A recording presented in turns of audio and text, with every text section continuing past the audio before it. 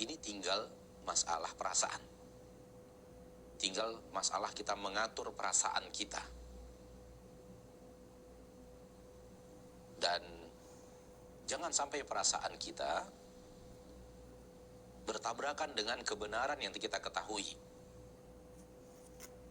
Baik. Perasaan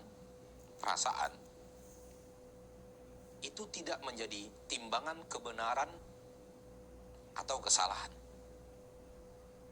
Timbangan kebenaran dan kesalahan ada di dalam syariat. Ingin menimbang suatu amalan apakah benar ataukah salah, itu timbangannya bukan perasaan. Referensinya bukan perasaan kita. Referensinya kepada syariat. Secara syariatlah baru bisa kemudian diputuskan ini pekerjaan sudah benar, ini pekerjaan salah. Ambil satu contoh saja. Kita ambil satu contoh supaya masalah ini menjadi nyata dengan contohnya. Ketika ada orang takbiratul ihram, Allahu Akbar. Setelah Allahu Akbar, dia pun melakukan aksi menggulung-gulung tangan seperti ini sebelum dia letakkan di dada. Contoh.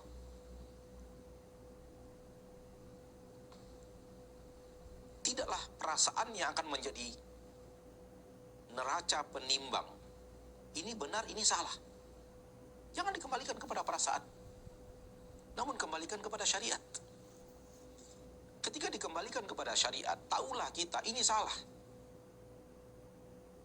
Kenapa? Rasul SAW ketika selesai takbiratul ihram, Rasulullah SAW meletakkan langsung di tangan kanan di atas tangan yang kiri di dada. Itu yang Rasulullah lakukan. Dan Rasulullah tidak melakukan aksi memutar-mutar seperti ini sebelum meletakkannya di dada. Baik.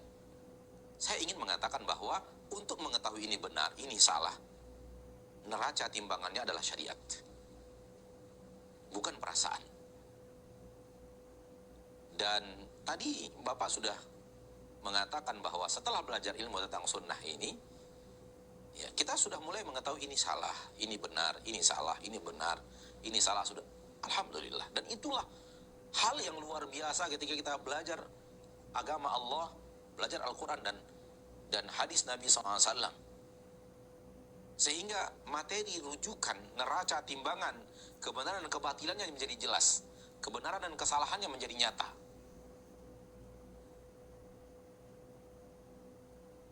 Ya.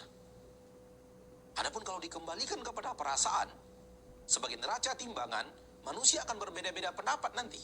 Perasaan saya dia benar, perasaan saya dia salah, perasaan saya dia di atas kebenaran, perasaan saya dia di atas kebatilan. Perasaan Nabi bahwa Abu Jahal di atas kebatilan, perasaan Abu Jahal Nabi yang di atas kebatilan. Wahalum majara, dan begitu seterusnya. Maka tidak akan ada rujukan kebenaran. Tidak ada mana yang benar, mana yang salah, mana yang hak, mana yang batil akan sirna kalau dikembalikan kepada perasaan. Namun setelah kita tahu itu benar, itu salah, yang harus kita lakukan adalah tahunya kita ini benar atau salah. Pertama, untuk memperbaiki diri kita. Kita perbaiki diri kita. Oh, ternyata yang saya lakukan salah, saya kembali kepada yang benar. Oh, ternyata saya yang lakukan salah, saya harus kembali kepada yang benar. Di poin ini ternyata saya salah, saya kembali kepada yang benar. Di poin ini saya salah, kembali kepada yang benar. Jadi, tahunya kita akan satu benar atau salah untuk diri kita. Karena agama ini untuk menyelamatkan diri kita masing-masing. Sebagaimana di akhirat kita hanya akan mempertanggungjawabkan diri kita masing-masing. Setelah kita berusaha memperbaiki diri, yaitu poin-poin yang kita tahu salah, kita kembalikan diri kita kepada kebenaran, kita mulai menyayangi orang-orang di sekeliling kita. Menyayangi. Bapak Abdullah barakallahu fiik, jadikan ini perasaan Anda. Mengganti perasaan Anda tadi. Perasaan Anda tadi, Anda nyalah-nyalahin orang. Oh salah, oh salah, oh salah, itu salah, ini salah, itu salah, itu salah. Jangan. Ganti perasaan itu dengan perasaan menyayangi mereka. Karena itulah jiwa seorang yang berdakwah.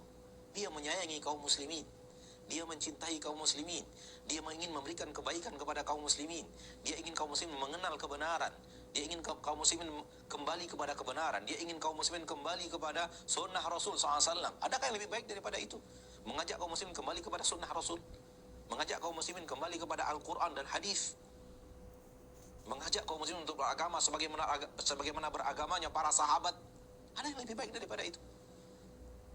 Dan ini yang sedang ingin kita lakukan. Jadi bukan menjustifikasi kamu salah, kamu batil, kamu salah, kamu batil. Bukan itu maksudnya. Maksudnya adalah menyayangi mereka. Jadi lihat dengan kacamata kasih sayang. Aduh, kasihan kalau mereka rajin beramal seperti ini. Namun secara kaidah syariat tidak akan diterima oleh Allah. Padahal mereka sudah mengeluarkan harta yang sangat banyak, mengeluarkan jibaku yang sudah banyak, dan mereka bersemangat melakukannya. Namun secara neraca ilmu itu salah. Mau diapakan? Neraca ilmu harus dimenangkan dibanding perasaan. Kita senang mereka semangat. Namun kita kasihan kalau semangatnya tidak di atas jalan yang benar. Kita bahagia ketika mereka ingin berzikir, namun kita sedih kalau mereka berzikir di atas zikir yang salah. Siapa yang tidak bahagia melihat saudaranya mengkhatamkan Al-Quran, namun bukan di atas kuburan? Nah, dia khatamkan Al-Quran di rumahnya, dia baca di masjid, dia baca di atas mobil, dia baca ketika menunggu toko, sehingga dia khatamkan Al-Quran. Kalau bisa 10 juz satu hari, sehingga dalam 3 hari dia khatamkan Al-Quran. Bahagia kita. Dia semangat membaca Al-Quran. Namun ketika dia mengkhatamkan Al-Quran di atas kuburan, ketika orang wafat, dia baca Al-Quran itu di atas kuburan, dia khatamkan. Kemudian dia mendapatkan hadiah dari orang yang, keluarga yang sudah ditinggalkan, disebabkan dia mengkhatamkan Al-Quran. Kita bersedih. Bukan membenci, bersedih. Kenapa Anda mengkhatamkan Al-Quran dengan cara yang seperti ini? Dengan cara yang Rasul Anda tidak ajarkan.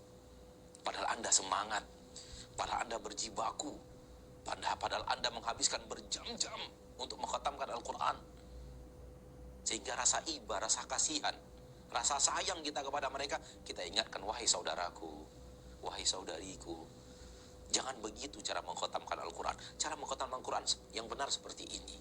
Tinggalkan itu, kembalilah kepada ini. Seperti itu. Jadi Bapak, ya, tinggal merubah perasaan, dan jangan sampai perasaan kita diombang-ambing oleh iblis dan bala tentaranya, sehingga akhirnya kita jadikan perasaan itulah neraca kebaikan. Perasaan itulah menjadi timbangan kebenaran. Kalau itu yang terjadi, iblis punya pintu yang luas untuk menyesatkan kita. Namun iblis tidak punya kuasa untuk menyesatkan ilmu syariat. Karena ilmu syariat dijaga oleh Allah. Inna nahnu nazzalna dzikra wa inna lahu lahafizun. Kami yang menurunkan zikir. Zikir itu adalah Al-Quran dan kandungan-kandungan Al-Quran. Ilmu agama secara umum. Kami yang menurunkannya, kami yang menjaganya. Iblis tidak kuat berhadapan dengan ayat-ayat Allah dan hadis-hadis Rasulullah SAW karena dijaga oleh Allah. Makanya ini dijadikan sebagai neraca timbangan, dan itu sudah benar. Setelah Bapak belajar ilmu agama, mengerti neraca timbangan kebenaran yang mana, kesalahan yang mana. Karena memang tujuan Al-Quran diturunkan oleh Allah, tujuan syariat diturunkan oleh Allah, Al-Furqan, pembeda antara yang benar dan yang salah. Namun setelah itu, hati-hati dengan perasaan kita. Jangan perasaan kita menyalah-nyalahkan orang, tapi perasaan kita adalah menyayangi mereka, mengasihi mereka, agar amalan mereka dikembalikan kepada amalan yang benar. Maka semangat berdakwah, semangat menasihati adalah semangat membenar-benarkan manusia. Sekali lagi, semangat berdakwah, semangat menasihati adalah semangat membenar-benarkan manusia. Apa maksudnya? Ingin manusia kembali kepada yang benar. Ingin manusia meninggalkan yang salah dan kembali kepada yang benar.